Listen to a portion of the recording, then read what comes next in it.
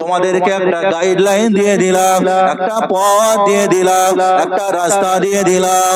ও আমার বান্দা বান্দীরা, আমি আল্লাহ পাক জানিয়ে দিলাম, তোরা ওই পথ ধরে চলবি, ওই রাস্তা ধরে চলবি। বান্দা, সেই রাস্তাটা কি রাস্তা, সেই পথটা কি রাস্তা?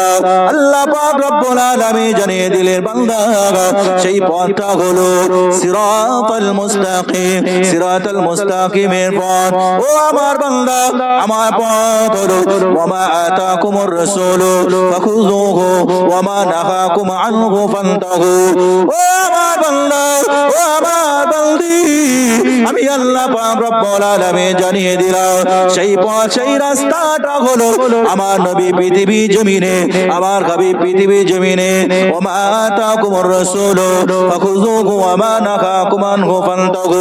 যেটা আমার নবী তোমাদের ভিতরে আদেশ আকারে নিয়ে এসেছে সেটা তোমরা মেনে নেবে, আর যেটাকে নিষেধ আকারে নিয়ে এসেছে ওটাকে তোমরা বর্জন করবে। এটাই হলো তোমাদের রাস্তা। এই রাস্তায় যদি তোমরা চলতে পারো, আমি আল্লাহ পাক রব্বুল আলামিন, আল্লাহ পাক আল্লাহ তাআলা জানিয়ে দিলাম, তোমাদের জন্য জান্নাত অপেক্ষারত আছে। একটু জোরে হবে না সুবহানাল্লাহ? আল্লাহ বলছে, বান্দা, ইহদিনাস সিরাতাল মুস্তাকিম, সিরাতাল মুস্তাকিমের পথ। কোন রাস্তা? যেটা নবী আদেশ আকারে নিয়ে এসেছে, যেটা আদেশ আর নিষেধ। নবীর আদেশটা মেনে নাও, নবীর নিষেধটাকে ছেড়ে দাও। ও আমার ভাইজানেরা, আল্লাহ পাক রব্বুল আলামিন, আল্লাহ পাক আল্লাহ তাআলা জানিয়ে দিয়ে গেলেন, ও আমার বান্দা বান্দীরা, তবে শোন, এই পথ, এই রাস্তাটা কাদের জন্য? যারা আমার উপরে ঈমান এনেছে। ও বান্দা, এই পথটা হলো তাদের জন্য। এখন হয়তো আপনার প্রশ্ন হতে পারে, হুজুর, আমরাও তো দুনিয়ার জমিনে মানুষ হিসাবে এসেছি, আর যারা এমন করে গায়ের কম আছে, বেধর্মী আছে, অমুসলিম আছে, তারাও তো দুনিয়ার জমিনে মানুষ হিসাবে এসেছে, তাহলে তাদের জন্য কোনো নির্দিষ্ট পথ, নির্দিষ্ট রাস্তা নাই কেন? প্রশ্ন হতে পারে তো নাকি? প্রশ্ন হতে পারে, হুজুর, ওরাও মানুষ আমরাও মানুষ, তাহলে তাদের বিচার আলাদা আর আমাদের বিচার আলাদা কেন? ও বাপ, আপনাদের এদিকে গরু চাষ হয়? গরু হয়। ওই গরু দেখবেন, বাড়িতে যে গরু পোষা হয়, গাই গরু বা কি গাভী বলে, তাই তো নাকি? সলিমউদ্দিন চাচা মাঠে নিয়ে যাচ্ছে, মুখে মুখোশ পরিয়ে, গলায় দড়ি পরিয়ে। ও চাচা, কোথায় যাচ্ছ? বলে মাঠে। তো গরুর গলায় ওটা কি? বলছে দড়ি। বলছে কেন? বলছে কলিমউদ্দিনের ধান যদি খেয়ে নাই, পিঠে লাল করে দেবে। ও বাপ, তাহলে আপনার বাড়িতে যে গরুটা পোষা হয় ওর নাম হলো গাভী। এখন বলুন, সলিমউদ্দিন চাচা মাঠে নিয়ে যাচ্ছে, মুখোশ পরিয়ে নিয়ে যাচ্ছে, দেখবেন বনগাঁ শহরে কিংবা চাকদা শহরে দেখবেন মাঝে মধ্যে রাস্তার উপরে কিছু গরু ঘোরে। ওই গরুগুলোর কোনো দড়ি কিছু থাকে নাকি বাপ? থাকে না। দড়ি কিছুই থাকে না। কিন্তু আপনি লক্ষ্য করুন, সলিমউদ্দিন চাচা গরু নিয়ে যাচ্ছে মুখে মুখোশ পরিয়ে, কিন্তু ওর গলায় দড়ি নেই। তাহলে কেন বিচার দুজনের জন্য আলাদা কেন? এটাও গরু, ওটাও গরু, তাহলে এর গলায় আপনি দড়ি পরালেন, মুখে মুখোশ পরালেন, আর ওটার কেন পরালেন? কি কথা বুঝতে পারছেন না? এটাও গরু, ওটাও গরু, তাহলে বিচার দুজনের জন্য আলাদা কেন? না, এর নাম হয়েছে গাই গরু কিংবা গাভী কিংবা এড়ে গরু, আর ওর নাম হয়েছে, বলেন, ষাঁড়। নাম আলাদা, গরু একই, জাত একই, শুধু নাম আলাদা। ওই জন্য আল্লাহ বললেন, বান্দা শোন, ইয়া আইয়ুহাল্লাযীনা আমানু, এরা তোরা মুসলমান ঈমানদার, আর ওরা তোরা আমি আল্লাহ আমাকে বিশ্বাস করিস, আমার নবীর কথা মেনে নিয়েছিস, আমার জান্নাত জাহান্নামকে বিশ্বাস করিস, ওরা করে না। অতএব এই পথ, এই রাস্তা, ইহদিনাস সিরাতাল মুস্তাকিম, এই পথ, এই রাস্তাটা তোদের জন্য নয়, এই ওদের জন্য নয়, তোদের জন্য। তাহলে যেহেতু তোরা ঈমানদার হয়েছিস, এই রাস্তাটা তোদের জন্য, ওদের জন্য কোনো গাইডলাইন নেই। ও আমার ভাইজানেরা, আল্লাহ পাক রব্বুল আলামিন, আল্লাহ পাক আল্লাহ তাআলা জানিয়ে দিয়ে গেলেন, ও আমার বান্দা বান্দীরা, তোদের জন্য একটা পথ দেখিয়ে দিলাম, তোদের জন্য একটা রাস্তা দেখিয়ে দিলাম। ও আমার ভাইজানেরা, তাহলে একটুখানি লক্ষ্য করুন, গরু একটার নাম হলো ষাঁড় আর একটার নাম হলো গাভী। ওই জন্য বিচার দুজনের জন্য আলাদা হয়ে গেল। যারা আমার আল্লাহকে আল্লাহ বলে বিশ্বাস করেছে, নবীকে নবী বলে বিশ্বাস করে নিয়েছে, আল্লাহ পাক একটা গাইডলাইন দিয়ে দিলেন। এই গাইডলাইন অনুযায়ী তোরা চলবি, এই পথ অনুযায়ী তোরা চলবি। কান শুনবি না, মদ খাবি না, জেনা ব্যভিচারী করবি না, এমন করে তোরা সুদ ঘুষ খাবি না। ও আমার ভাইজানেরা, আল্লাহ পাক এই গাইডলাইন দিয়ে দিয়েছিলেন, যারা মুসলমান হয়েছিস এই সমস্ত কাজ কাম তোরা করবি না। আর যারা আমি আল্লাহ আমাকে বিশ্বাস করে নে, আমার নবীর কথা মানে নে, আমার কোরআনের কথা শোনে নে, ওদের জন্য কোনো গাইডলাইন নাই। ওরা গান শুনতে পারে, ওরা মদ খেতে পারে, ওরা জেনাবে বিচার করতে পারে, ওরা এমন করে সুদ ঘুষ খেতে পারে, কিন্তু না না না, ওদের সাথে কম্প্রোমাইজ করলে হবে না। যেহেতু তোরা ঈমানদার হয়েছিস, অবশ্যই অবশ্যই তোদেরকে যে গাইডলাইন, যে পথ দেওয়া হয়েছে ওই পথ অনুযায়ী তোরা চলবি। ও আমার ভাইজানেরা, একটুখানি লক্ষ্য করে দেখে না, আল্লাহ বললেন বান্দা তোরা গান শুনবি না। আজকে আমাদের ঘরে যুবক ছেলেরা, যুবক মেয়েরা, এরা গান ছাড়া অন্য কিছু শোনে না। শোনে বাপ? আমার যুবক ভাইদের মোবাইল গুলো চেক করে দেখো, সর্বনাশ, বিপদ হয়ে যাবে। কত কিছু যে বেরিয়ে যাবে, শেষে একদম পায়জামা হলুদ হয়ে যাবে। ও আমার ভাইজানেরা, আল্লাহ পাক রব্বুল আলামিন জানালেন, ও আমার বান্দা বান্দীরা, তোরা সুদ ঘুষ খাবি না। আল্লাহ পাক জানিয়ে দিলেন, হাল্লাল্লাহুল বাইআ ওয়া হারামার রিবা। ও আমার বান্দা বান্দীরা, আমি আল্লাহ পাক রব্বুল আলামিন জানিয়ে দিলাম, হাল্লাল্লাহুল বাইআ ওয়া হারামার রিবা। বান্দা তোদের জন্য এমন করে ব্যবসাকে হালাল করে দিলাম, সুদ ঘুষকে হারাম করে দিলাম। বান্দা তোরা ব্যবসা কর, সুদ ঘুষ খাবি না।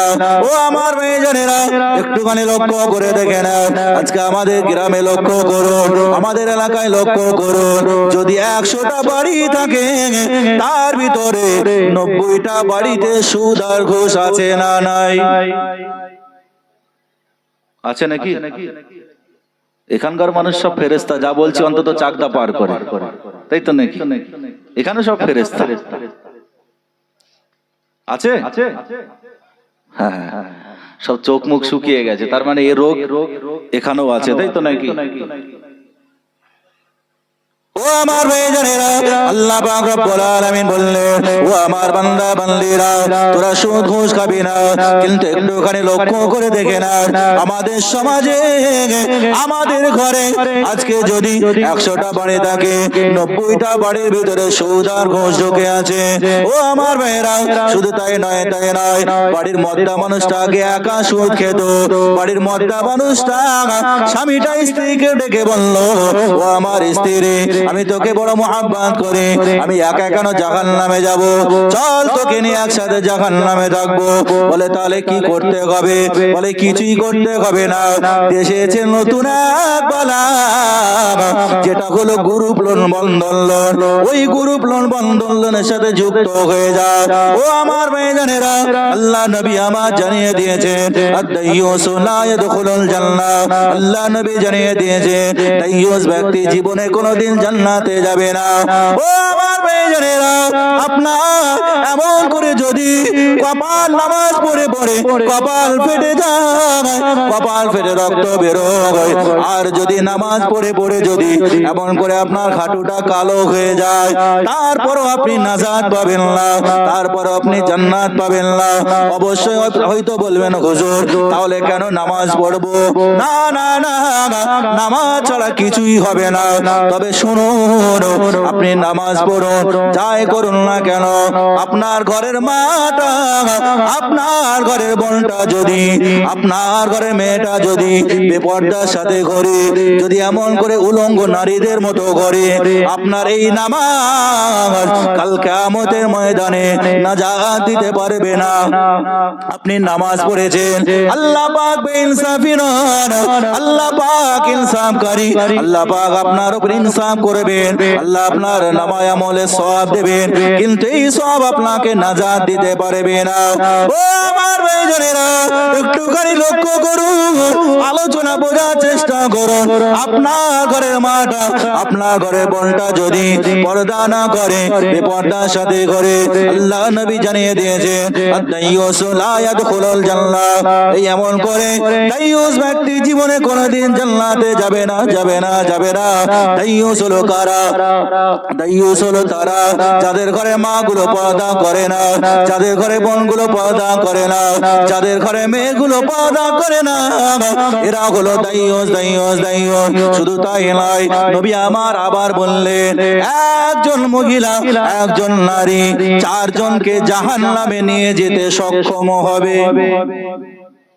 কতজন বলেছি?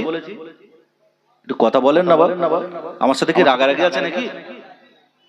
কথা বলেন, কতজন? চারজন। তাহলে নবী বলেছেন আদ-দাইয়ুসু লা ইয়াদখুলুল জান্নাহ, দাইয়ুস ব্যক্তি জীবনে কোনোদিন জান্নাতে যাবে না। কারা দাইয়ুস?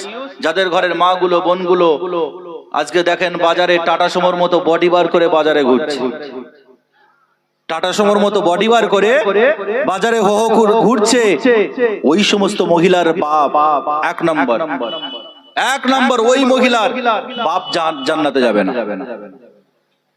কি বলেছি? বাপ। দ্বিতীয় নম্বর, যদি কোনো মহিলা পর্দা না করে, যদি কোনো মহিলা বেপরদার সাথে ঘোরে, বেহায়া নির্লজ্জ নারীদের মতো ঘোরে, ওই ব্যক্তির স্বামী যাবে জাহান্নামে। কি বলেছি?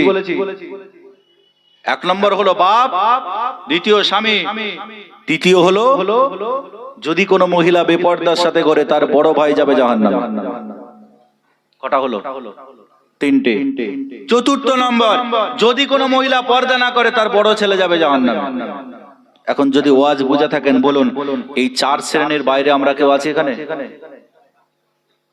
তাহলে যদি এর কারণে জাহান্নামে যেতে হয়, আমরা কেউ নাজাত পাবো? নাজাত মিলবে না। ও আমার ভাইজানেরা, একটুখানি বোঝার চেষ্টা করেন, একটুখানি আলোচনা নেওয়ার চেষ্টা করেন। আজকে বেহায়া নির্লজ্জের মতো আমাদের ঘরে মায়েরা, বোনেরা, এরা এমন করে লক্ষ্য করুন, আজকে এরা বেপর্দার সাথে ঘরে, বেহায়া নারীদের সাথে ঘরে। ও আমার ভাইজানেরা, আর যখনই এই সমস্ত বাপ মা বুড়ো হয়ে যাচ্ছে, দাড়ি পেকে সাদা হয়ে গিয়েছে, আজরাইল দিনে 3 বার করে বাড়ি ওকে মারে, মুরব্বী চাচাজি ফুরফুরা শরীফে হুজুরের কাছে ছুটছে, হুজুর তাবিজ দেন। হুজুর বলে কেন? বলে হুজুর আমাদের ছেলে আমাদের কথা শোনে না, আমাদের মারধর করে, আমাদের কথা কোন রকম শোনে না, বউয়ের কথাই ওঠে আর বসে। এরকম আছে তো নাকি? দাড়ি পেকে সাদা হয়ে গেছে, আজরাইল দিনে 3 বার বাড়ি উকি মারছে, আল্লাহর হুকুম হলেই কমপ্লিট করে দেবো। চাচা ফুরফুরায় ছুটছে, হুজুর তাবিজ দাও। হুজুর বলছে কেন? বলছে ছেলে লাইনে আসলো না, কথা শোনে না, ছেলে মারধর করে, ছেলে বাপের কথা শোনে না। অথচ আপনি লক্ষ্য করুন, ওই সমস্ত হাইব্রিড সন্তান নামে শয়তান, যারা বাপের ভাত দেয় না, যারা মায়ের ভাত দেয় না, ওই সমস্ত বাচ্চাগুলো, ওই সমস্ত ছেলেগুলো বাড়ির গেটে বড় বড় করে লিখে রেখেছে পিতা মাতার আশীর্বাদ, কিন্তু আপনি লক্ষ্য করুন সেখানে সব পাওয়া যাবে পিতা মাতা বা। এরকম হাইব্রিড শয়তান আছে না নাই? বাপকে ভাত দেয় না, মাকে ভাত দেয় না, বাপকে ধরে মারে, বাপকে বলে বুড়ো, মাকে বলে বুড়ি। ওই রকম হাইব্রিড সন্তানগুলো এরা আবার বাড়ির গেটে বড় বড় করে লিখে রেখেছে পিতা মাতার আশীর্বাদ, কিন্তু আপনি লক্ষ্য করুন সেখানে সব পাওয়া যাবে পিতা মাতা বা। ও আমার ভাইজানেরা, একটুখানি লক্ষ্য করুন, না না না, আমাদের সন্তানগুলো মানুষ হচ্ছে না, তার এক নম্বর কারণ হলো আমরা বাপগুলো সজাগ নয়, আমরা বাপগুলো সজাগ নয়। আল্লাহ নবী জানিয়ে দিয়েছে, মুরু আওলাদুকুম বিসসালাত, তোমরা যখন তোমাদের বাচ্চাদের উপযুক্ত বয়স হয়, তোমাদের বাচ্চাগুলোকে নামাজের জন্য তাগিদ দাও, তাদেরকে নামাজের জন্য বলো। তারপরেও যদি না হয়, নামাজের জন্য প্রহার করো, আঘাত করো। ও আমার ভাইজানেরা, একটুখানি লক্ষ্য করুন। এখন দেখুন, আজকে যদি এমন করে নবী বলেছে নামাজের জন্য তোমাদের সন্তানগুলোকে মারো, কিন্তু একটুখানি লক্ষ্য করুন, আমাদের ঘরে যে সমস্ত বাপ আমরা আছি, ওই সমস্ত বাপগুলো নিজেরাই নামাজ পড়ি না। এখন আমরা নিজেরা নামাজ না পড়ে যদি আমাদের ছেলেগুলিকে, সন্তানগুলিকে বলি, বাবা নামাজ পড়ো, নামাজ পড়ো, বলে আব্বা আগে তুমি পড়ো, তারপরে আমাদের বলো। বলবে তো নাকি? বলবে। হ্যাঁ,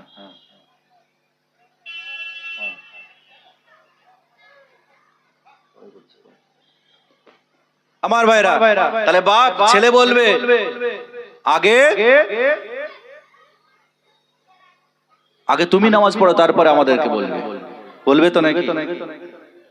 ও আমার ভাইজানেরা, একটুখানি বোঝার চেষ্টা করো।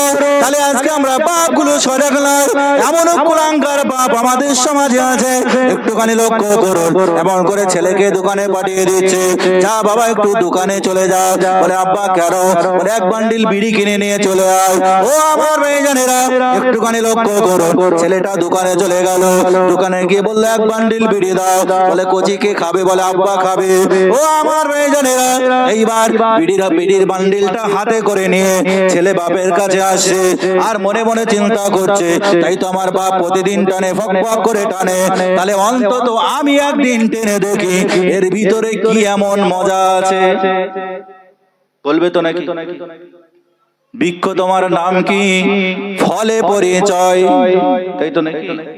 বৃক্ষ তোমার নাম কি? ফলে পরিচয়।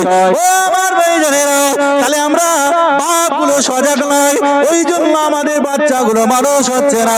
দ্বিতীয় নম্বর কারণ হলো আজকে আমাদের ঘরের মাগুলো সজাগ নয়। আজকে লক্ষ্য করে দেখুন, আমাদের ঘরের বাচ্চাগুলো যখন মায়ের গর্ভের ভিতরে আছে, মা টিভির সামনে বসে বসে, বড় পর্দায় বসে বসে সিরিয়াল দেখে না?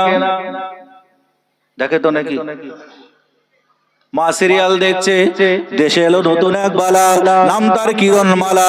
আমার ঘরের মায়েরা বোনেরা, এরা ভাঙছে ঘন ঘন বাসনার তালা। আর দুদিন পরে এই সিরিয়াল দেখে দেখে, দুদিন পরে এমন করে ঘরে ঝুলছে বড় বড় তালা। ও আমার মেয়েজনেরা, বলে ভাই তোমার বউ কি হলো, তোমার স্ত্রী কি হলো? বলে সে তো বগার পার। বলে কেন? বলে সিরিয়াল দেখতো, শুধু ঝগড়ার পর ঝগড়া, কিভাবে ঝগড়া করবে, কিভাবে শাশুড়িকে মারবে, কিভাবে শ্বশুরকে মারবে, কিভাবে ননদকে মারবে, কিভাবে যায় যায় ঝগড়া করবে, ওই সমস্ত ঝগড়া দেখানো হয় না? হয়তো নাকি? সিরিয়াল দেখছে, স্বামী বাড়ি চলে এলো, ভাত দে, বলছে আপনার হাড়িয়ার থালা রাখা আছে, ঢেলে খাও। বলছে পানি দাও, বলছে জগ আর গিলাস রাখা আছে, ঢেলে খাও, ডিস্টার্ব করো না। কেননা রাত 8টা বেজে গিয়েছে, সিরিয়ালের টাইম হয়ে গিয়েছে, আর তোমাকে দেওয়ার মতো টাইম আমার নাই। ও আমার ভাইজানেরা, তাহলে ওই বাচ্চাগুলো দুনিয়া জমিনে এসে, ওই বাচ্চাগুলো কোনোদিন মানুষের মতো মানুষ হতে পারে না। বাচ্চাগুলিকে যদি মানুষের মতো মানুষ করতে হয়, বাচ্চাগুলিকে যদি মানুষের মতো মানুষ করতে হয়, এক নম্বরে বাপকে সজাগ হতে হবে, দ্বিতীয় নম্বরে মাকে সজাগ হতে হবে, তৃতীয় নম্বর হলো আমাদের বাচ্চাগুলিকে যদি মানুষ করতে হয়, তাহলে অবশ্যই আমাদেরকে সুদ আর ঘুষ থেকে বেঁচে থাকতে হবে। আমার বাচ্চাদেরকে হালাল মাল দিয়ে ভক্ষণ করাতে হবে না। তাই তো নাকি? কারণ আমি বাপ, আমি মা, আমি যেটা আমার বাচ্চাকে শেখাবো, আমার বাচ্চা সেটাই শিখবে। একটা গল্প বলবো, শুনবেন বাপ? গল্পের ভিতরে শিক্ষা আছে, শুনবেন তো নাকি? আচ্ছা, কে কে শুনবেন না হাত তোলেন দেখি। নারে তাকবীর। তো বিপদ হয়ে যাবে, আমি বলবো তরকারি রুটি, আপনারা শুনবেন সরকারি রুটি। খেয়ে দিয়ে পয়সা চাইবে, কাপড়ে চাপড়ে হয়ে যাবে। আচ্ছা, কে কে শুনবেন একবার হাত তুলে দেন, নারায়ে তাকবীর। একটু জোরে সোরে আওয়াজ দেন, নারায়ে তাকবীর, নারায়ে তাকবীর। বাচ্চাগুলো কিভাবে নষ্ট হচ্ছে দেখেন। ও বাপ, আজকে আমাদের বাচ্চাগুলো, আমরা এরকম মজলিসে এসে বসেছি, ছোটবেলা থেকে দেখবেন আমাদের সমাজে কিছু মানুষ আছে, আমি নিজেও মসজিদে উপলব্ধি করেছি, যদি বাচ্চা ছেলেরা মসজিদে চিল্লাচিল্লি করে, পিছন দিয়ে কিছু মুরব্বী চাচাজি আমাদের সমাজে আছে, সর্বনাশ, সেই মানে ইয়ং বয়সে এর ঝেড়ে তার ঝেড়ে, এর মেরে তার মেরে একদম গোষ্ঠী উদ্ধার করে দিয়ে বুড়ো বয়সে মুসল্লি হয়ে, এইবারে আপনি লক্ষ্য করুন বাচ্চা ছেলেরা চিল্লাচিল্লি করছে, তোর বাপ কোনদিন নামাজ পড়েছে, তুই সেখানে চিল্লাচিল্লি করছিস, যা বেরিয়ে যা। সমাজে এরকম কিছু মানুষ আছে না? আছে তো নাকি? খবরদার, এটা করা যাবে না, এটা করা যাবে না। কেননা পরবর্তী ভবিষ্যৎ, পরবর্তী প্রজন্মরা, আপনি যে রাস্তায় তাদেরকে চালাবেন, যে রাস্তা আপনি দেখিয়ে দিয়ে যাবেন, সেই রাস্তায় তারা যাবে। অতএব এই রাস্তাটা আপনাকে দেখিয়ে দিয়ে যেতে হবে। কেন? আজকে আপনি যদি ভুল রাস্তা দেখিয়ে দিয়ে যান, ভুল পথ দেখিয়ে দিয়ে যান, বিপদে আপনাকে পড়তে হবে। আপনি কবরে শুয়ে থাকবেন, কবরে শুয়ে শুয়ে আপনি গুনার ভাগীদার হবেন। কেমন লক্ষ্য করবেন? একটা গল্প বলি ছোট্ট, তারপর আমি আলোচনায় যাব। আমি সেই আয়াত কিন্তু ভুলে আসেনি, আয়াত ইয়া আইয়ুহাল্লাযীনা আমানু, এই ঈমানদারের ব্যাখ্যা করতে করতে আমি এতদূর চলে এসেছি। ইনশাআল্লাহ ওটা আমি বলবো আয়াতটা, গল্পটা শুধু বলে নেই।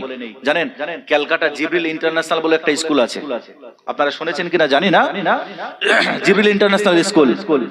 ওই স্কুলে একটা বাচ্চা ছেলে পড়াশোনা করে, বাচ্চা, ছোট বাচ্চা। তো সে প্রথম দিন স্কুলে যাচ্ছে। এখন স্কুলে যেতে যেতে দেখবেন আমাদের সমাজে কিছু ভদ্র নামের অভদ্র লোক রাস্তায় বসে থাকে, মুখে গালাগালি মোটেও করে না। এরকম ভদ্র নামের অভদ্র লোক রাস্তায় বসে থাকে। তো এখন কিছু ওই ধরনের লোক রাস্তার ধারে বসে আছে। ছেলেটা স্কুলে যাচ্ছে, স্কুলে যেতে যেতে শুনেছে এই শালা। কি বলেছি? শালা কি কাকে বলা হয় বলেন? আমাদের ঘরের যে মন্ত্রী আছে নাকি,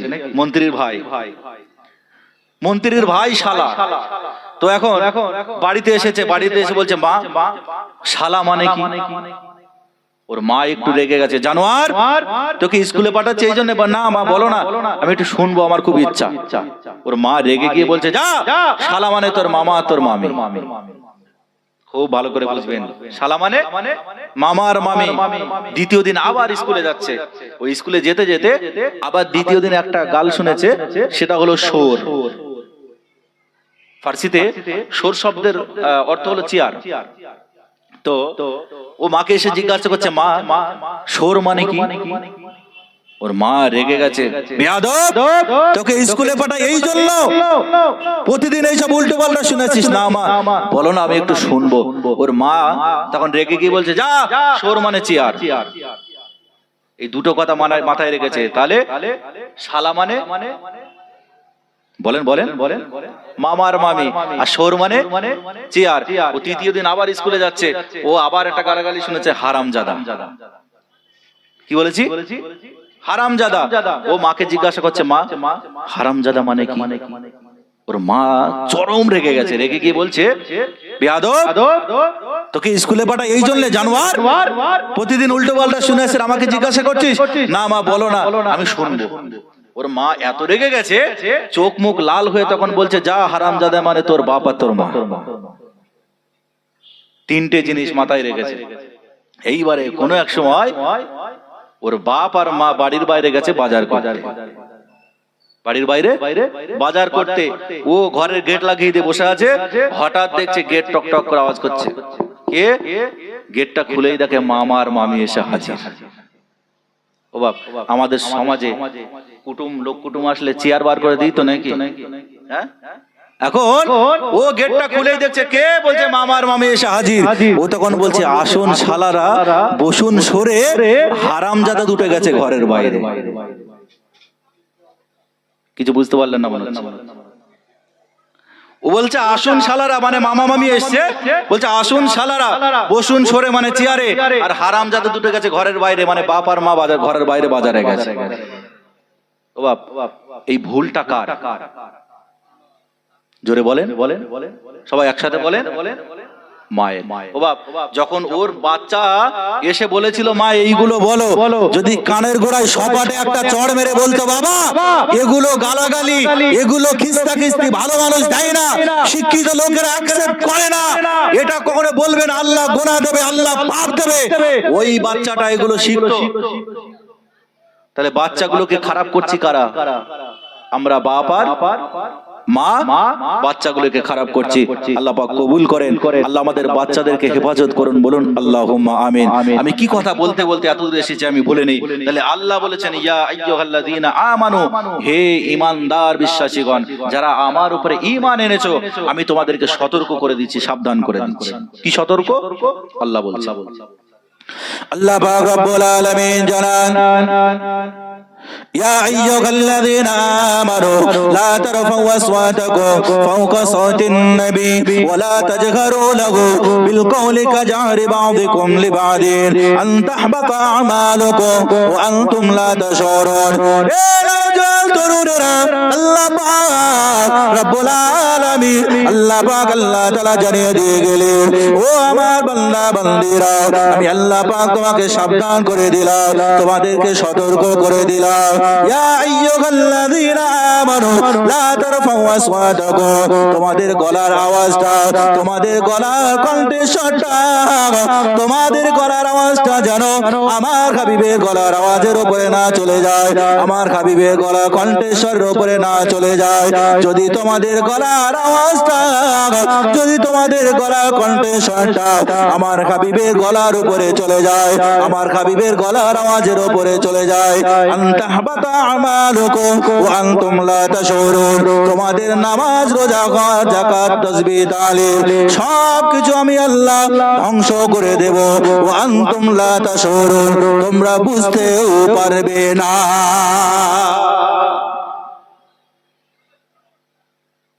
আনতাহবাতা আমালুকুম ওয়া আনতুম লা তাশউরুন, তোমাদের সব আমল ধ্বংস হয়ে যাবে, তোমরা বুঝতেও পারবে না।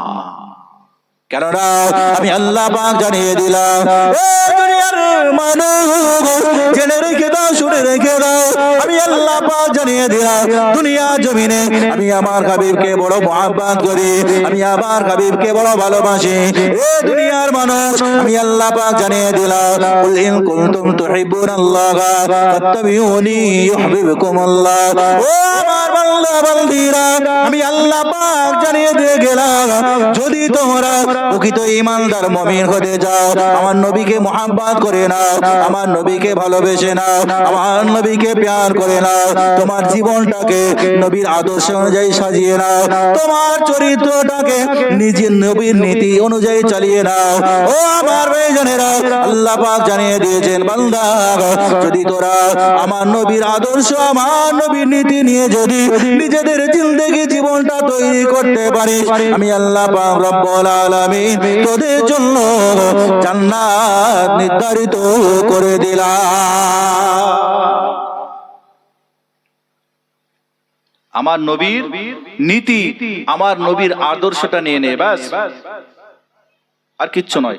ও বাপ, এখন আপনি বলতে পারেন হয়তো যে নবীকে ভালোবেসে নিলেই হবে। এখন বলুন, নবীকে যদি কেউ ভালোবাসে সে নামাজ ছাড়তে পারবে, রোজা ছাড়তে পারবে, ইসলামের হুকুম আহকাম বিধান ছাড়তে পারবে? পারবে না। ওই জন্য মূল হলো নবীকে ভালোবেসে নাও, ব্যাস। নবীকে যে ভালোবাসবে সে নামাজ ছাড়তে পারবে না। যদি বলে হ্যাঁ আমি নবীকে ভালোবাসি কিন্তু নামাজ ছাড়ি, ও নবী প্রেমিক নয়, ও ভণ্ড। কথা ঠিক না ভুল? আল্লাহ আমাদেরকে কবুল করেন, বলুন আমিন। আল্লাহ নিয়ামতের দ্বারাই পরিপূর্ণ করে দেন, বলুন আমিন। সকলে একসাথে উচ্চ আওয়াজে আরো একবার দরুদ শরীফ, আল্লাহুম্মা সাল্লি আলা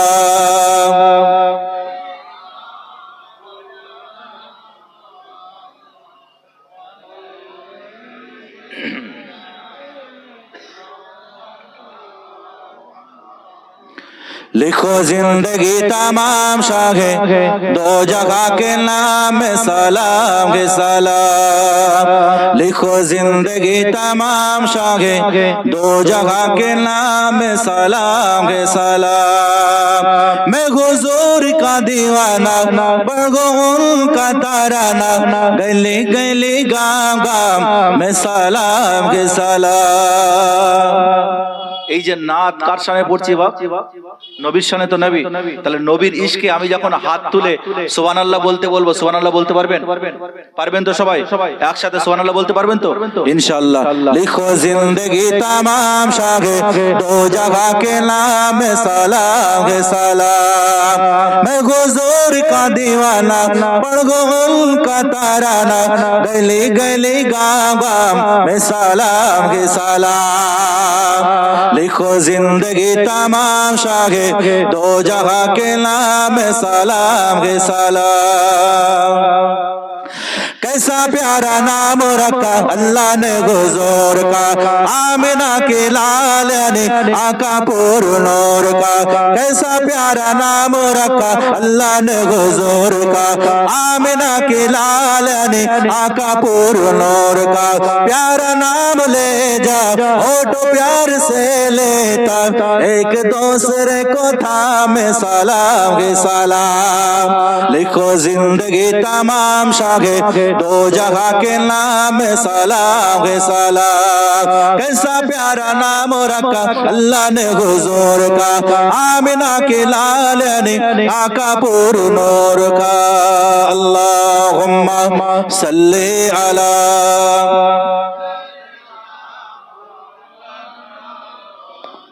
व अला अली।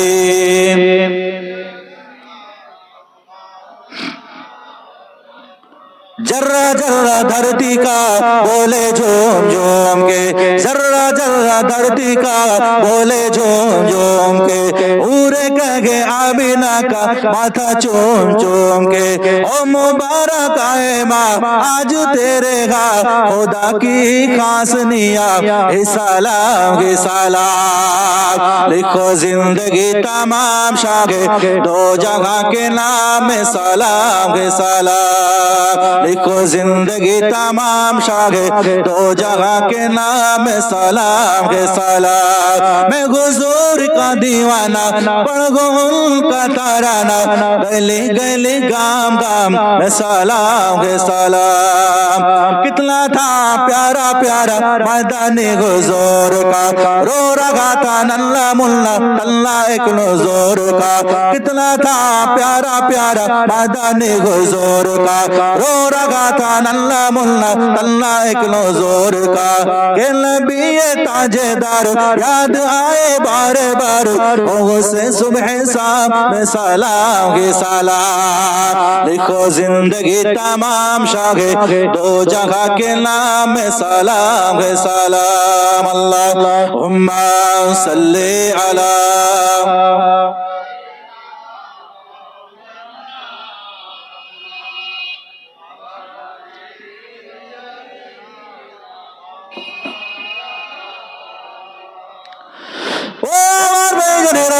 নওজোয়ান তরুণেরা ও আমার নবী পাকের প্রেমিকেরা আলোচনা বোঝার চেষ্টা করে।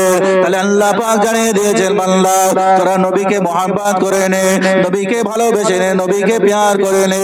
ও আমার ভাইজানেরা নবীকে মহব্বত করলে তাহলে কি করতে হবে? আল্লাহ পাক দুনিয়ার জমিনে কোরআনকে পাঠিয়েছে, ওই কোরআনকে পড়ে নিতে হবে। ওই কোরআনের ভিতরে কি আছে ওই কোরআনটাকে দেখতে হবে। ওই কোরআনে আল্লাহ কি বলেছে ওই কোরআনটা অবশ্যই পড়ে দরকার আছে। কিন্তু বড় দুঃখের বিষয় হলো, বড় আফসোসের বিষয় হলো আজকে আমরা সব করি কিন্তু কোরআন পড়ার টাইম আমাদের হয় না। তাই তো নাকি? সব করি কিন্তু কোরআন পড়ার টাইম আমাদের হয় না। অথচ এই আল্লাহ এই কোরআনের ভিতরে আল্লাহ পাক এই কোরআনের ভিতরে সমস্ত সমস্যার সমাধান দিয়েছে। আল্লাহ বলেছেন বান্দা তোরা বিপদে পড়েছিস, সমস্যায় পড়েছিস, আয় কোরআনটা খুলে দেখে নে। আমি আল্লাহ কোরআনের ভিতরে সমস্ত সমস্যার সমাধান আমি আল্লাহ করে দিয়েছি। একবার জোরে বলেন সুবহানাল্লাহ। কিন্তু সেই কোরআন আমরা পড়তে পারি না। কোরআনটাকে আমরা শুধু শবে বরাতে ইউজ করি। শবে বরাত আসলে বলছে মৌলভী সাহেব ডাক কোরআন পড়াতে হবে। তাই তো নাকি? আর তাবিজ করতে হবে, কোরআনের আয়াত লিখে তাবিজ করতে হবে, ব্যাস এতটুকুই না, আর কিছু করি না। কিন্তু আপনি লক্ষ্য করুন পৃথিবীর জমিনে বড় ইতিহাস সাক্ষী দিচ্ছে, বহুত এমন করে আমেরিকার বুকে বলুন, যত আপনার হিন্দু কান্ট্রি আছে, আপনার অমুসলিম কান্ট্রি আছে, লক্ষ্য করে দেখুন কোরআনের ভুল ধরতে গিয়েছিল, কোরআনের ভুল ধরতে গিয়েছিল, যে কোরআনের ভিতর থেকে একটা ভুল বার করব। আল্লাহ শুকরিয়া, কোরআনের ভুল ধরতে গিয়ে ইতিহাস সাক্ষী আছে, কোরআনের ভুল ধরতে গিয়ে হাজার হাজার মানুষ কোরআনের প্রেমে পড়ে, কোরআনের ভালোবাসায় পড়ে, এমন করে কোরআনের ভুল ধরতে গিয়ে ভুল তো পায়নি, ঈমান এনে মুসলমান পড়ে, কলেমা পড়ে মুসলমান হয়ে গেছে। একবার জোরে বলেন সুবহানাল্লাহ। সেই কোরআন। কিন্তু আজকে লক্ষ্য করে দেখুন এক শ্রেণীর মানুষ এই কোরআনের বিরুদ্ধে চক্রান্ত করছে না, করে না, করছে তো নাকি? কোরআনের বিরুদ্ধে চক্রান্ত করছে। আমি নাম বলছি না, কোন একজন ভদ্রলোক, তিনি জানি না কোরআন সম্বন্ধে তোমার কতটা জ্ঞান আছে, কতটা অভিজ্ঞতা আছে আমি জানি না, তিনি সূরা তওবার একটা আয়াত নিয়ে অপব্যাখ্যা করেছেন, সূরা তওবার আয়াত নিয়ে অপব্যাখ্যা করেছেন। জানি না আপনাদের কাছে খবর আছে কিনা। আমি কোথাও বিতর্কমূলক কথা বলি না, তবে আমি নাম যেহেতু নেইনি অসুবিধা নেই, তবে আমি শুধু ভুলটা ভাঙিয়ে দিতে চাই, যে তারা ভুল ভাবছেন। ইসলাম সম্প্রীতির শিক্ষা দিয়েছে, ইসলাম একতার শিক্ষা দিয়েছে, ইসলাম ভ্রাতৃত্বের শিক্ষা দিয়েছে, ইসলাম কখনো মারো ধরো এটা পছন্দ করে না। যে বাজারা বলছে এটা ভুল ব্যাখ্যা করছে। আসলে সূরা তওবার উনি যে আয়াতটা নিয়ে বলেছেন, আল্লাহ সূরা তওবার 5 নম্বর আয়াত, সূরা তওবার 5 নম্বর আয়াত, তার মানেটা হলো, উনি যে মানেটা বলেছেন খুব বেশি খারাপ বলেন, মানের দিক দিয়ে দেখতে গেলে তার মানেটা হলো, অর্থটা হলো যে ওই সমস্ত মুশরিকদের, কি বলেছি, ওই সমস্ত মুশরিকদেরকে যেখানে পারো তাদেরকে আঘাত করো। খুব ভালো করে বুঝবেন, কেননা আমাদের সাথে অনেক অমুসলিম ভাইরা তারা উঠা বসা করে। আমার অনেক ভাইরা জিজ্ঞাসা করেছে, আমি তাদেরকে উত্তর দিয়েছি। আপনারা উত্তর দেবেন তো নাকি? ইনশাআল্লাহ পারবেন তো? শুনে নেন। ওই মানেটা হলো এটাই, আল্লাহ বলেছেন ওই মুশরিকদেরকে যেখানে পাও তাদেরকে আঘাত করো। শুধু তাই নয়, তাদের জন্য তোমরা চারিদিকে ওত পেতে থাকো, ওত পেতে মানে লুকিয়ে থাকো, তাদেরকে ধরার জন্য তাদেরকে আটক করো। হ্যাঁ, আল্লাহ এটা বলেছেন। ও বাপ, আল্লাহ না করুক, খোদা না করুক, আজকে লক্ষ্য করুন, যদি কিনা ভারত আর বাংলাদেশ এক্ষুনি যদি যুদ্ধ হয়, আপনার বাংলাদেশ যদি ভারতকে আক্রমণ করে, আমরা ছেড়ে দেব? কথা বলেন, ছেড়ে দেব নাকি? আমাদের পার্শ্ববর্তী দেশ বাংলাদেশ ধরেন আঘাত করেছে, সতর্ক জারি করেছি আমরা, এটা করো না, তারপরও আবার আঘাত করছে, আমরা কি চুপচাপ হাত গুটিয়ে চুরি পরে বসে থাকবো নাকি? নাকি ভারতবর্ষের সেনাবাহিনী যারা আছে চুরি পরে বসে থাকবে? আমাদের কেন্দ্রে যে সরকার বলে আছে নরেন্দ্র মোদী, সে তখন কি বলবে? কি বলবে? সেনাবাহিনীকে বলবে তোমাদের এত করে খাওয়াচ্ছি, এত পোষাচ্ছি, এই করতে? ওরা এত হুমকি দিচ্ছে, এত মারছে, তোরা অ্যাটাক করতে পারছিস না, মেরে দে, উড়িয়ে দে, বলবে তো নাকি? এটা বাস্তব কথা। সেও বলবে, আমরাও বলবো, হ্যাঁ অবশ্যই। আমরা সর্বপ্রথম আমাদের ঈমান হলো আমাদের দেশকে ভালোবাসা। সর্বপ্রথম আমাদের ঈমান দেশকে ভালোবাসা। কেন? এই দেশ স্বাধীনতার জন্য, এই দেশ স্বাধীন হওয়ার জন্য। যখন ইংরেজদের হাত থেকে এই দেশ স্বাধীন হয়েছিল, আজকে তো ইতিহাস আপনার এমন করে ইতিহাসের পাতা উল্টে দিচ্ছে, ইতিহাসকে মিথ্যা করে দিচ্ছে। এই দেশের জন্য বলে আমরা নাকি কিছু করিনি। না, এই দেশের জন্য আমাদের হাজার হাজার আলেম ওলামা তারা রক্ত দিয়ে, জীবন দিয়ে এই দেশকে রক্ষা করেছিলেন। একবার জোরে বলেন সুবহানাল্লাহ। অতএব অবদান আমাদের নেই নয়, আছে, আমাদের অবদান আছে। হাজার হাজার আলেম ওলামা, হাজার হাজার মুসলমান তারা রক্ত দিয়েছে দেশ স্বাধীনের জন্য। শহীদ আশফাকুল্লাহ, এরকম বহুত আলেম ওলামা তারা জীবন দিয়েছেন, রক্ত দিয়েছেন। তাহলে আমি যে কথা বলছিলাম, যে কথা বলতে বলতে দিলাম, সূরা তওবা আল্লাহ বলছেন ওই মুশরিকদেরকে যেখানে পাও হত্যা করো। তাহলে ভারত আর বাংলাদেশ যদি আল্লাহ না করুক যুদ্ধ লেগে যায়, তাহলে আমাদের সেনাবাহিনী বলবে যেখানে পাবে আটক করো, মেরে দাও, কারণ ওরা আমাদের আঘাত করেছে। ও বাপ, তাহলে ইতিহাসটা এবার শুনুন, কোথা থেকে এই ঝামেলাটা হলো। আল্লাহ নবী আল্লাহ রাসূল সাল্লাল্লাহু আলাইহি সাল্লাম ষষ্ঠম হিজরির ষষ্ঠম হিজরিতে আল্লাহ রাসূল সাল্লাল্লাহু আলাইহি সাল্লাম উমরায় গেলেন, উমরা পালন করবেন। সাহাবায়ে কেরাম হুজুরদের নিয়ে চলে গেলেন। তারা বলল উমরা এবছর পালন করতে দেওয়া হবে না। আল্লাহ নবী সাল্লাল্লাহু আলাইহি সাল্লাম হযরত উসমানকে প্রতিনিধি করে পাঠিয়ে দিলেন, উসমান যাও তাদেরকে একটু বুঝাও, ভালো করে বুঝিয়ে বলো তারা কেন এমন করছে আমাদের সাথে। হযরত উসমান রাদিয়াল্লাহু তাআলা আনহু চলে গেলেন। উসমান রাদিয়াল্লাহু তাআলা আনহুকে আটক করে দিলেন, কাফেররা আটক করে দিলেন। যখনই আটক করে দিলেন, এইবার চারিদিকে আওয়াজ হয়ে গেল আমাদের ভাই উসমানকে হত্যা করেছে। আল্লাহ নবী সাল্লাল্লাহু আলাইহি সাল্লামের সাহাবারা বলছেন, হুজুর আপনি একটু অনুমতি দেন, আমরা কুফার কুরাইশদেরকে আমরা পুরো উড়িয়ে দিই, ধুলে তো মিশে দিই। আল্লাহ নবী বলেন না, আল্লাহ আমাকে প্রতিশোধ নেওয়ার জন্য পাঠান। আল্লাহ আমাকে পাঠিয়েছেন ওয়া মা আরসালনাকা ইল্লা রাহমাতাল লিল আলামিন করে একবার জোরে বলেন সুবহানাল্লাহ। অতএব আল্লাহ আমাকে পৃথিবীর জমিনে গোটা পৃথিবীর মানুষের জন্য রাহমাতাল লিল আলামিন করে পাঠিয়ে দিয়েছে, না প্রতিশোধ নেওয়ার জন্য আল্লাহ আমাকে পাঠায়নি। তাদের কাছে খবর দেওয়া হলো, তাদের কাছে খবর চলে গেল। চুক্তি হুদাইবিয়া সন্ধি নাম শুনেছেন? যদি কেউ ইতিহাস পড়েন, ইসলাম ইতিহাস, জানবেন হুদাইবিয়া সন্ধি। হুদাইবিয়া সন্ধি হয়েছিল এই সময়, হুদাইবিয়া সন্ধি ওই সময় হয়েছিল। ও আমার ভাইজানেরা, নওজোয়ান তরুণেরা, ও আমার নবী পাকের প্রেমিকেরা, আল্লাহ নবী আমার এমন করে উমরা হজ পালন করতে চলে গেলেন। আল্লাহ নবী সাহাবী উসমান চলে গেলেন, উসমানকে আটক করে দিলেন। আল্লাহ নবী আমার বলতে লাগলেন, ও আমার সাহাবারা, আমি নবী প্রতিশোধ নেব না, আল্লাহ পাক আমাকে প্রতিশোধ নেওয়ার জন্য পাঠায়নি। এইবার তাদের কাছে খবর দেওয়া হলো, তাদের কাছে সংবাদ দেওয়া হলো, তারা একটা চুক্তিতে এমন করে হুদাইবিয়া সন্ধি করলো, একটা চুক্তিপত্র করলো। ও আমার ভাইজানেরা, ও নওজোয়ান তরুণেরা, তারা একটা চুক্তি করলো। এই চুক্তির ভিতরে 10টা চুক্তি হয়েছিল। তার ভিতরে 1 নম্বর চুক্তি হলো আমরা 10 বছর আমরা কোনো যুদ্ধে লিপ্ত হব না।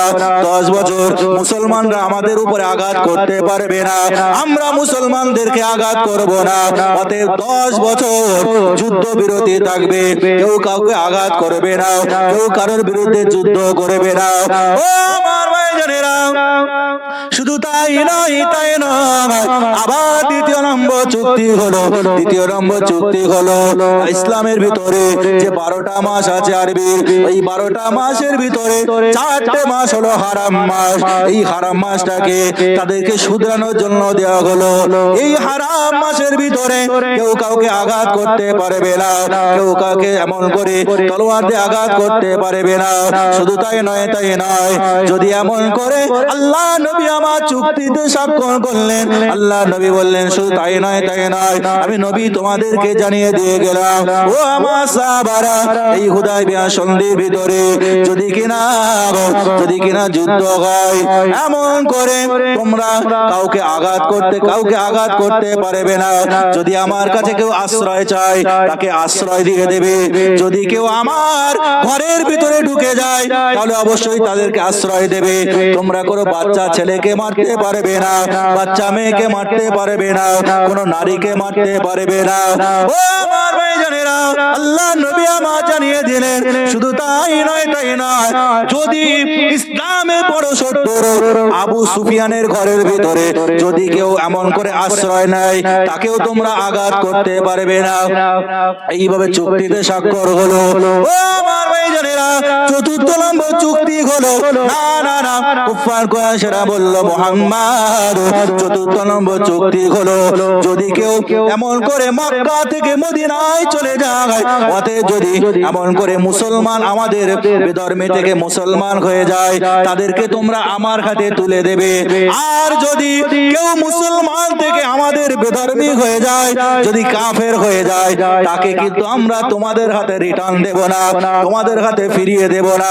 ও আমার ভাইজানেরা, এই যে এক এক বিচার, এক চক্ষু বিচার, আল্লাহ নবী সাহাবারা, হযরত আলী, হযরত ওসমান, হযরত আবু বকর, এমন করে আল্লাহ নবী প্রাণ প্রিয় সাহাবীরা বলতে লাগলেন, ইয়া রাসূলুল্লাহ, ইয়া হাবিবাল্লাহ, হুজুর এটা তো এক রকম বিচার হচ্ছে। হুজুর, কেউ যদি মুসলমান হয় তাহলে আমরা তাদেরকে রিটার্ন দেব, কিন্তু কেউ যদি মুসলিম থেকে কাফের হয় তারা আমাদেরকে রিটার্ন দেবে না। এটা কি করে হয়? এটা কেমন বিচার? আল্লাহ নবী আমার বলতে লাগলেন, ও আমার সাহাবারা, তুমি ওদেরকে ছেড়ে দাও, ছেড়ে দাও, চুক্তিতে স্বাক্ষর করে দাও।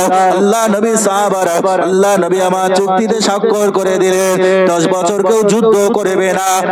1 বছর যেতে না যেতে আল্লাহ নবীর একজন প্রাণ প্রিয় সাহাবী, আল্লাহ নবী সাহাবীকে হত্যা করে শহীদ করে দিলেন। তাহলে চুক্তি হয়েছিল কি? আমার ওয়াজ বুঝতে পারছেন তো নাকি বাবা? হ্যাঁ, 10 বছর কোনো যুদ্ধ হবে না, কেউ কাউকে আঘাত করবে না, তোমরাও আমাদের আঘাত করবে না, আমরাও তোমাদের আঘাত করব না।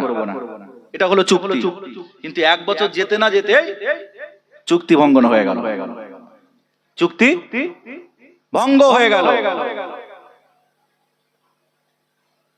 ও আমার ভাইজানেরা, এইবার যখনই চুক্তি ভঙ্গন হয়ে গেল, আল্লাহ পাক রব্বুল আলামিন, আল্লাহ পাক আল্লাহ তাআলা এই যে সূরার আয়াতটা নিয়ে, সূরা তওবার 5 নম্বর আয়াত, আমার আল্লাহ পাক রব্বুল আলামিন, আল্লাহ পাক আল্লাহ তাআলা এইবারে জানিয়ে দিলেন, আল্লাহ পাক জানিয়ে দিলেন ওই সমস্ত মুশরিকদেরকে, ও আমার ভাইজানেরা, এরা গন্ডা, এরা মূর্খ, এদের জ্ঞানের অভাব আছে, একটুখানি লক্ষ্য করো। এখন আপনি বলুন, আল্লাহ পাক কোরআনের ভিতরে বলেছেন লা তাকরাবুস সালাত, আল্লাহ বলেছেন লা তাকরাবুস সালাত, তোমরা নামাজের ধারে পাশেও যেও না। এখন আপনি বলবেন, হুজুর এ কি কথা? সারা জীবন নামাজ পড়ে আসছে, আপনি বলছেন নামাজের ধারে পাশেও যেও না। হ্যাঁ, আল্লাহ বলেছে লা তাকরাবুস সালাত, নামাজের ধারে পাশেও যেও না। এটাই যদি শেষ করে দিই, ও আমার ভাইজানেরা, আল্লাহ তারপরে আয়াত আবার বলছেন লা তাকরাবুস সালাত ওয়া আনতুম সুকারা, তোমরা নামাজের ধারে পাশেও যেও না। কখন নামাজের ধারে পাশে যাবে না? যখন তোমরা নেশাগ্রস্ত অবস্থায় থাকবে। ও আমার ভাইজানেরা, যে মানুষটা বলেছে, যে ভদ্রলোকটা 5 নম্বর আয়াতের ব্যাখ্যা ভুল করেছে, তার আগের আয়াতটা তো সে দেখেনি, তারপরের আয়াত তো সে দেখেনি। আল্লাহ পাক জানিয়ে দিয়েছে, ও আমার হাবিব, আমি আল্লাহ পাক জানিয়ে দিলাম, আমি আল্লাহ পাক বলে দিলাম, ওই সমস্ত মুশরিকদেরকে হত্যা করো, আঘাত করো। ওই সমস্ত মুশরিক যারা তোমার সাথে আপনার চুক্তিবদ্ধ হয়েছিল, কিন্তু তারা চুক্তি লঙ্ঘন করেছে, তারা চুক্তি ভেঙে ফেলেছে, ওই সমস্ত কুফার কুরাইশদেরকে যেখানে পাও তাদেরকে তুমি হত্যা করো।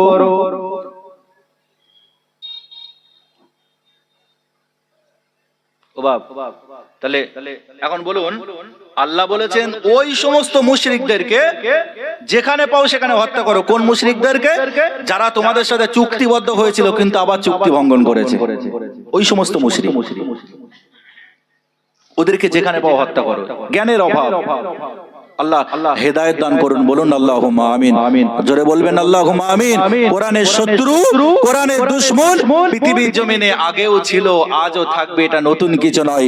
এর ভিতর দিয়ে আমাদেরকে চালিয়ে যেতে হবে। কথা ঠিক না ভুল? কেন? কোরআনের শত্রু থাকবে। কত মানুষ কোরআনের ভুল ধরতে আসলো, ইমানের কলেমা পড়ে মুসলমান হয়ে গেল। আমি আপনি কোরআনটা পড়ি, কোরআনটাকে প্রেম করে নিই, কোরআনটাকে ভালোবেসে নিই। কেন? যাদের ভিতরে ঈমান নেই, যারা মুসলমান নয়, তারা ওই কোরআনকে মহব্বত করে ভালোবেসে নিজেদের জিন্দেগিটাকে, জীবনটাকে তৈরি করে নিয়েছে। একবার জোরে বলেন সুবহানাল্লাহ। আবু জেহেলকে চেনেন? শুনেছেন তো?